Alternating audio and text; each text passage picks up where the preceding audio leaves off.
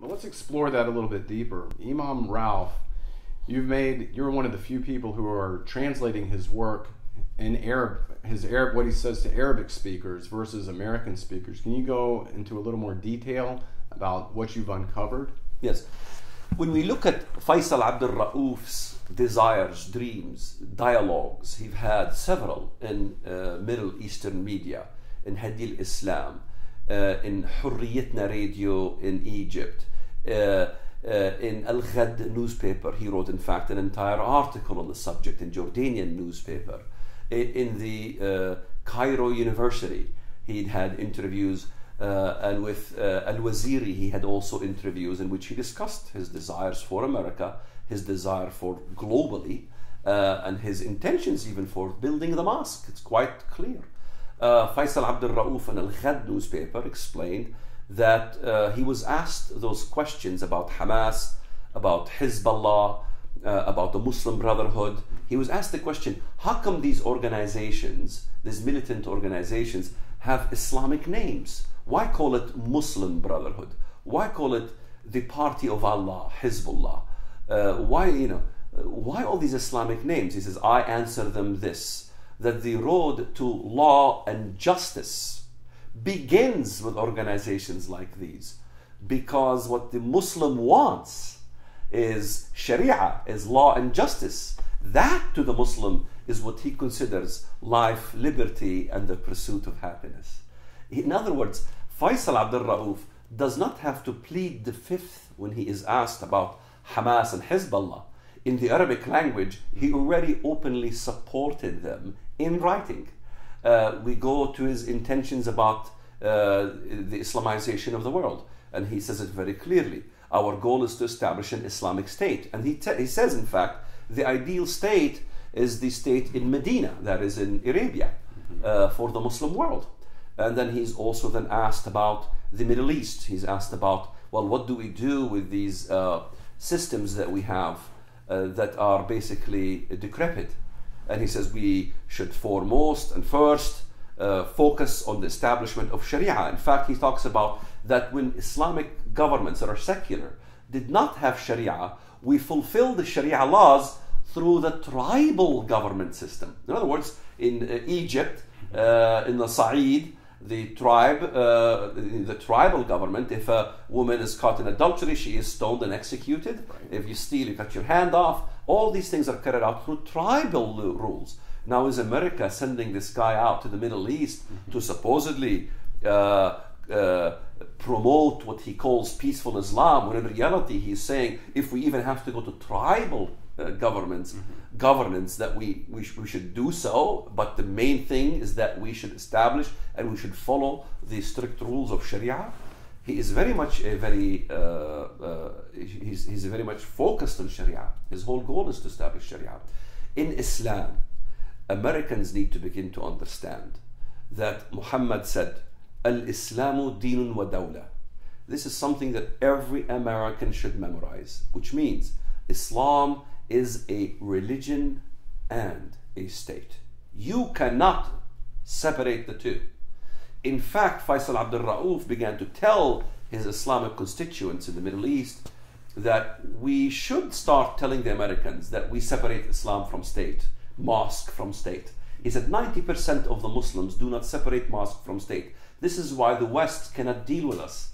So we should, and he even goes into depth. He says, I have consulted with many Muslim scholars and many Muslim theologians that it's okay to say we separate Islam, the mosque from state, that is, so long that the Islamic Sharia laws are carried out in the state that we live under, and that is in the US. So Sharia law is not compatible with our Constitution. Hardly. Can you give our American listeners an idea of the basics of how Sharia law and our Constitution is not compatible and why they should be concerned? Yes, the Constitution, American Constitution, does not eliminate the effect of church. It does not. There's no such thing as separation from church of state, as many think. But it is to protect the church from the state. So this kind of concept does not exist in Sharia law. Sharia law, the church and the state are one.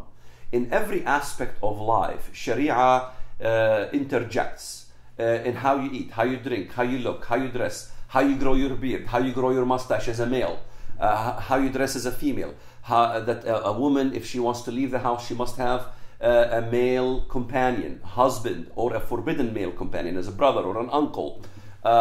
Sharia law forbids basically inheritance issues of a male versus a female counterpart. It's always 50%. Even the testimony of a woman in a court of law in Sharia, her testimony is only worth half the testimony of her male counterpart, which is very detrimental.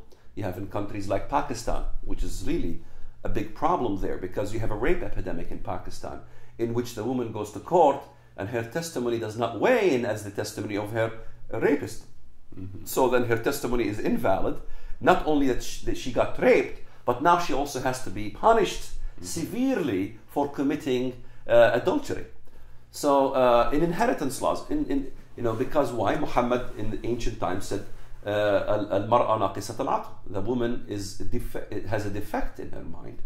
The Quran itself even says, "Al-rijalu qawwamuna 'ala an-nisa." The men are superior over the woman. It's not as the biblical narrative in the New Testament. We have to understand that it says, "Women obey your husbands." It's not the same issue at all. It is that the two makes one, combines one. There's certain responsibilities for the male versus the woman. In Islam, it's really superior. In the biblical narrative, the woman has a seed. It's at the beginning of Genesis, the seed of the woman. In the Islamic, in the Quranic narrative, the male seed is the one that determines everything. In fact, in the Quran it says, "Nisa'ukum hirthun lakum, fa'atu hirthukum aynama shi'tum." In other words, your woman is your plow fields. Why? Because she's the vessel to plant the seed of the man. And so when we dig deeper into the Quran, we will see it's really a male chauvinistic society. In fact, we see that everywhere in the Middle East. We never find a female, a Muslim girl, marrying a Christian boy. It's rarely, if ever, exists. It does exist sometimes in the West when the Muslim girl says, "You know what, I'm totally westernized, I don't want to live under Sharia." And she's not, in reality, she's not really a Muslim, she's culturally a Muslim. You see that, and it's very rare. But you always see the situation of males, Muslim, marrying Christian girls and Jewish girls. Why we don't see the other side? When we examine that, we will find out that really fundamentalist Islam is much larger than we think.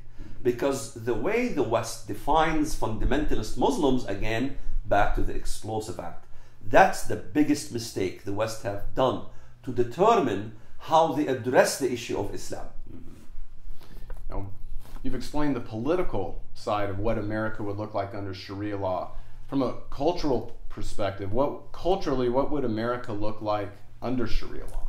Under Sharia law, culturally, things will change. In fact, we see it already happen in some areas where there is a heavy Muslim population in universities, where Muslim girls dressed up in hijab, they say, well, we would like another basketball court, where we don't want to play basketball in front of the American males. And they, they fulfill this for them. They build a basketball court. And then you have the same thing with taxi cab drivers. They say, well, we don't want to accept a blind man's dog, because a dog in Islam, in Sharia, is considered a dirty animal. So we oblige. And the same thing happens in meat packing factories. You go to Greeley, Colorado, it's a real case in which the Muslims, Somali Muslims say, well, we have to have bidets, because a Muslim has to wash his private parts prior of having wudu, washing his hands, and before they pray. There's all these washing ceremony that they have to do, and one of them is having to use a bidet. So now they oblige. They are building bidets for them. And so the demography will become slowly and slowly and slowly Sharia compliant. Restaurants will have to have halal meat. In fact, we see this in Europe. There's restaurants with halal. And so now you have three religions competing with each other. Now we have Judaism, the Jewish and the Christian. In fact, they don't compete with each other at all. There is no Christian that objects about Saturday being a Sabbath for the Jews, or there is no Jewish complaint about Sunday being, now you have to have Friday, Saturday and Sunday, so the work days becomes 4. Muslims would have to pray during work. In fact, this is already happening. So the work environment changes. Then you have also culturally Sharia courts. Sharia courts becomes part of life. In fact, if Americans are questioning that, they need to go to Great Britain. I spoke at Oxford regarding that issue, in which in Great Britain today, civil Sharia courts are implemented in Great Britain. What this does is splits the legal system in half. Now Americans who say, well, when I could go to the Sharia court to escape alimony, or to escape this, because there's no alimony for a woman in Islam, so they will convert to Islam to escape alimony, and you have all kinds of things like this. So it really creates havoc in the culture. Now, there are rumors that in Dearborn and Hamtramck there is a movement to start these civil Sharia courts. Yes. How will that impact the Detroit area and the country if that is to come to pass, if we allow it to happen? Yes. Well, we see a large population in the Detroit, Michigan area. What happens, what's happening now is that they're not requesting these things on their own. What's happening is that the President of the United States is making statements, and they are coming and say, okay, fulfill those issues. If you notice, when President Obama spoke in Egypt, he talked about some Sharia issues in America. He says, I will, that Muslims have poverty issues in America, and they're struggling because they cannot fulfill zakat. Zakat is one of the 5 pillars of Islam. And Americans hear zakat and they don't know what the word means, so they just kind of go on with the lecture without even knowing really what entails this. Right. And he says and continues, he says that I will do everything to fulfill zakat. Okay, well, let's examine zakat. I watch the speech and I go like, okay, Americans don't understand this. Zakat has 8 prongs. Where the money goes, to the poor, to the workers who work in it as well, and also to advance the cause of Allah in jihad expedition too. So jihad is part of zakat. Political jihad, because Americans think jihad is, again, the explosive act. It's not. Jihad is a political act. It is a financial act. So when Obama says we want to have zakat, immediately Muslims begin to see Obama is a Muslim. He wants to help us establish zakat in America. And this is what creates this whole dilemma about Obama's faith being a Christian or not. And then the people who begin to suspect Obama's faith, 20-some% of Americans, they're the ones to be blamed for suspecting Obama's Islamic roots, if you will, when in fact it is Obama who's advancing those kinds of things, making such hints and advancements in the Muslim world, which is causing that suspicion. So I think Obama needs to look at the mirror and see what Obama is doing to advance the cause of Sharia in America.